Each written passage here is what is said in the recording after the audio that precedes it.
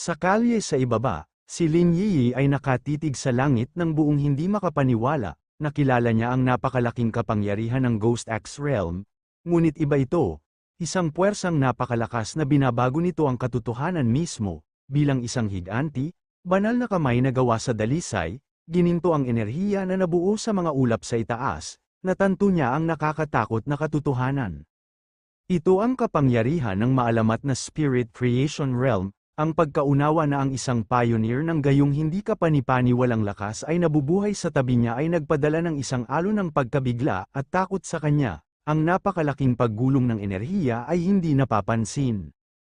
Ilang milya ang layo, sa isang high-tech na command center, ang mga pulang alarma ay umalingaw-ngaw habang ang mga technician ay nag-aagawan, isang agarang babala ang bumungad sa kanilang mga screen, ang halaga ng anomalya ay umabot sa antas ng sakuna na 79.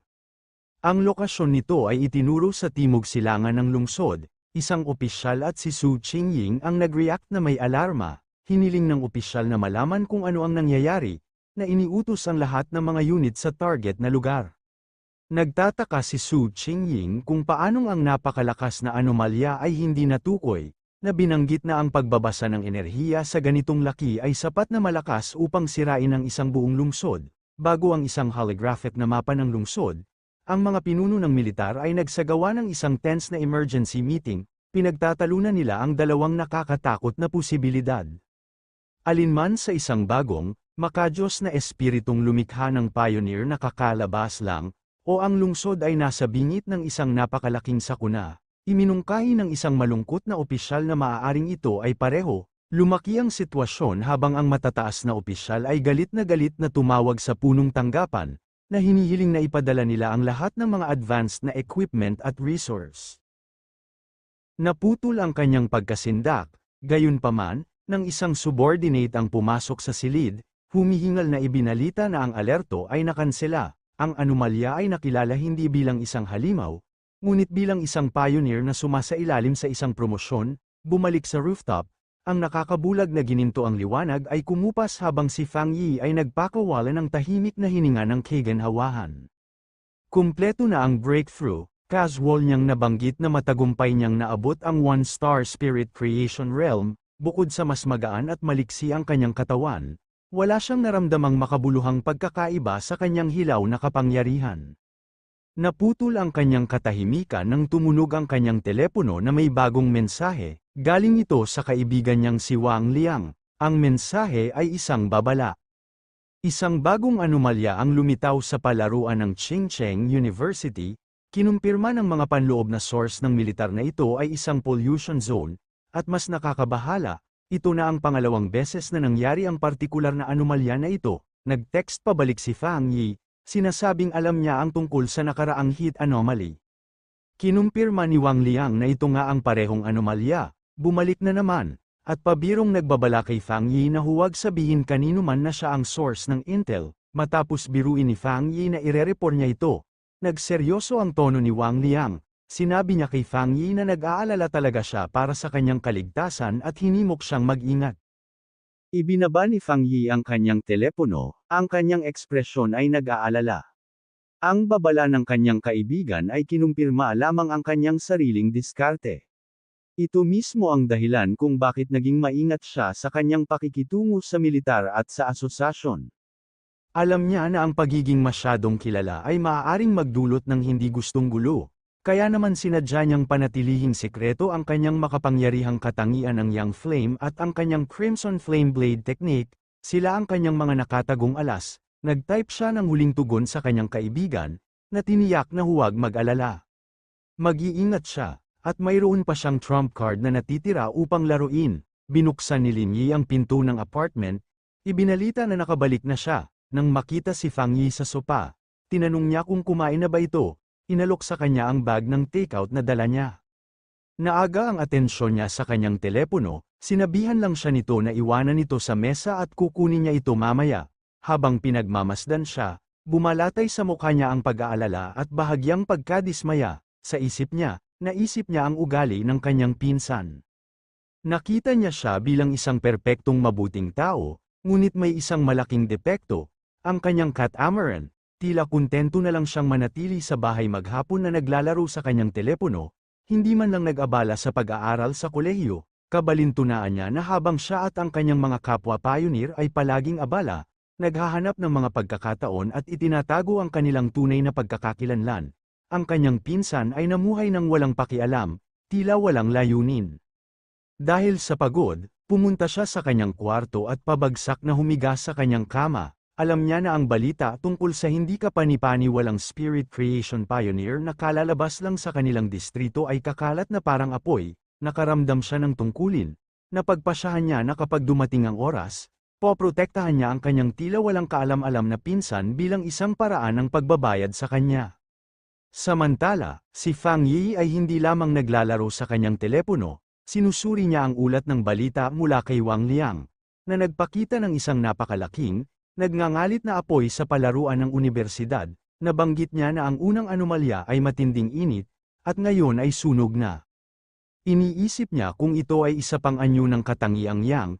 Ipinakita sa video na nagsimula ang apoy ng napakabilis at nagniningas na may kakilakilabot na tindi.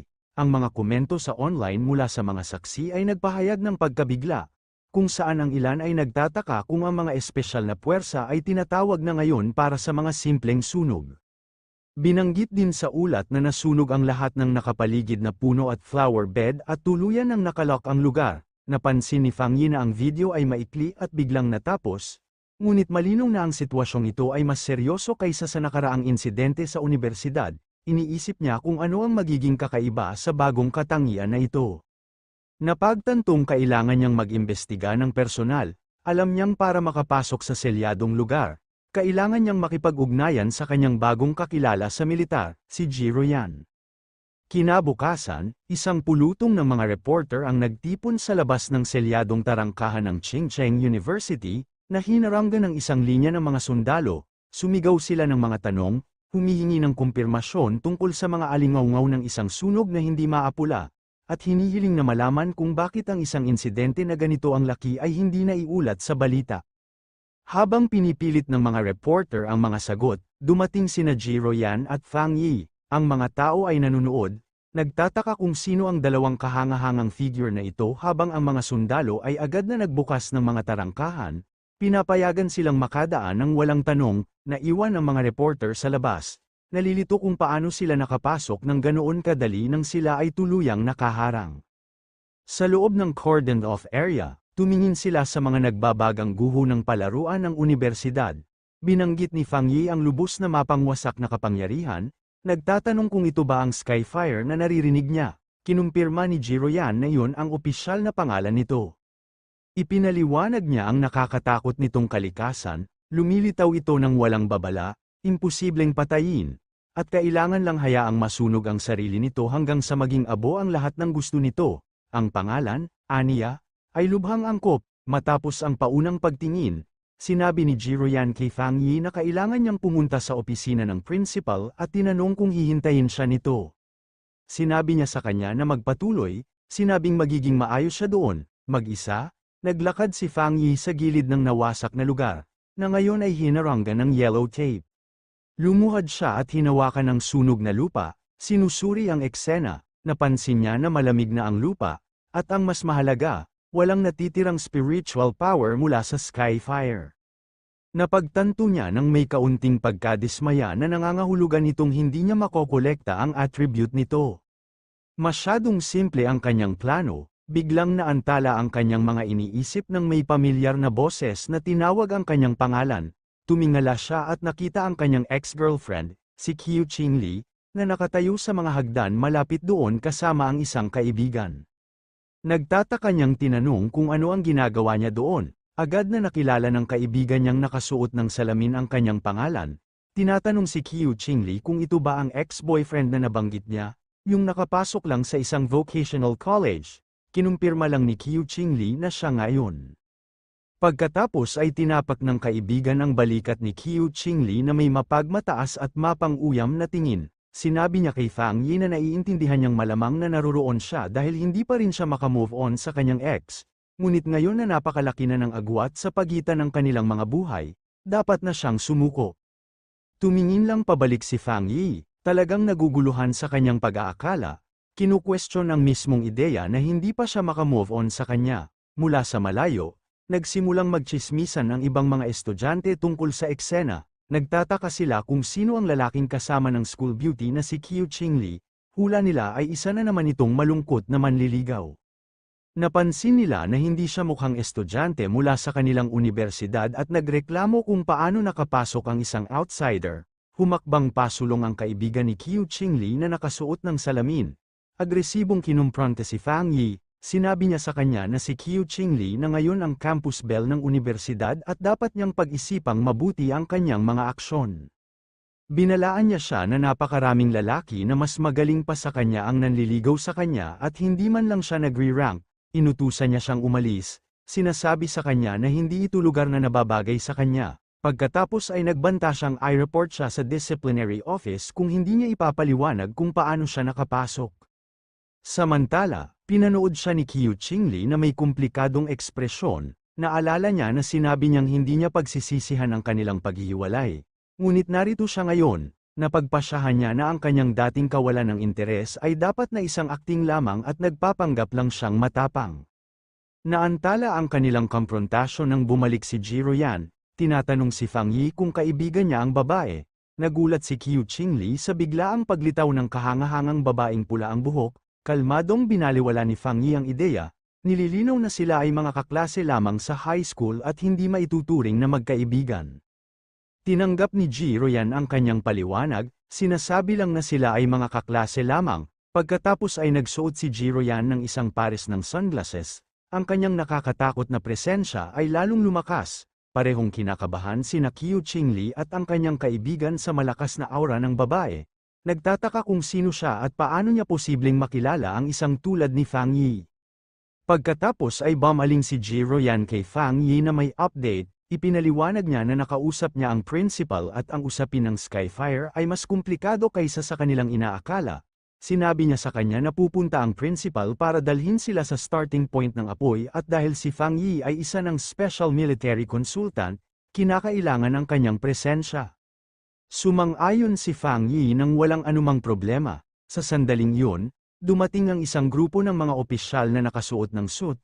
Inuutusan ang lahat na maghiwa-hiwalay at ipinapahayag na ang palaruan ay mananatiling sealed off. Nagulat si Qiu Qingli. Nakikilala ang lalaking nangunguna sa grupo bilang principal ng unibersidad. Parehong natigilan ng ibang mga estudyante. Ang principal ay kilala bilang isang napakaabalang at mahirap hanapin na figura. Isang taong bihirang makita sa campus. Napagtanto nila nang may pagkamangha na personal siyang dumating upang makipagkita kay Fang Yi at sa misteryosong babaeng pula ang buhok. Gayunpaman, ganap na mali ang pagkakaintindi ng kaibigan ni Qiu Qingli sa sitwasyon. Ngumisi siya.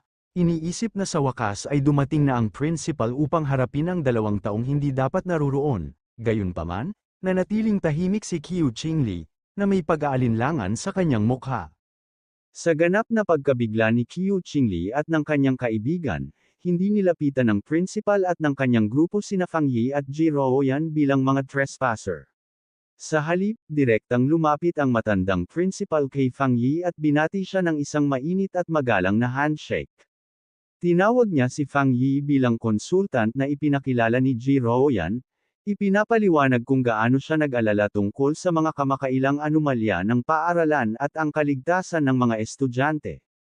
Ipinahayag niya ang kanyang matinding pagka-relief na dumating sila upang malutas ang sitwasyon.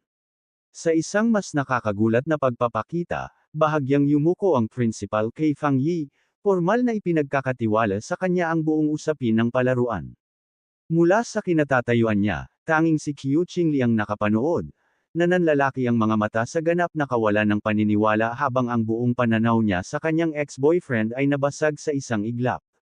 Pagkatapos ay kumilos ang security ng principal upang isecure ang lugar, bumubuo ng isang human barrier at inuutusan ang lahat ng walang kaugnayan na tao na umatras. Habang itinutulak palayo ang karamihan ng mga estudyante, kasama na si Qiu Qingli, nagbubulungan sila sa pagkalito. Hindi maintindihan kung bakit yumuyuko ang kanilang respetadong principal sa isang napakabatang lalaki. Naligaw sa karamihan, nakinig si Qiu Qingli habang nagbabago ang mga opinyon ng mga estudyante sa paligid niya. Hula nila ngayon na si Fang Yi ay dapat na mayroong ilang pambihirang espesyal na pagkakakilanlan upang maging karapat-dapat sa gayong pagtrato. May naalala na ilang sandali lamang ang nakalipas, binaliwala siya bilang manliligaw o ex-boyfriend ni Qiu Qingli. Nagkomento ang isa pang tao sa kumpletong pagbaliktad ng status, na nagmumungkahi na ngayon, kahit naligawan niya ito, maaaring hindi man lang niya makuha ang kanyang atensyon. Ang panghuli at nakakasakit na realisasyon ay nanatili habang napansin ng karamihan na sa buong palitan, hindi man lang tumingin o kinilala ng binata ang campus belle, na iniiwan siyang nakatayo ng mag-isa at ganap na binabalewala.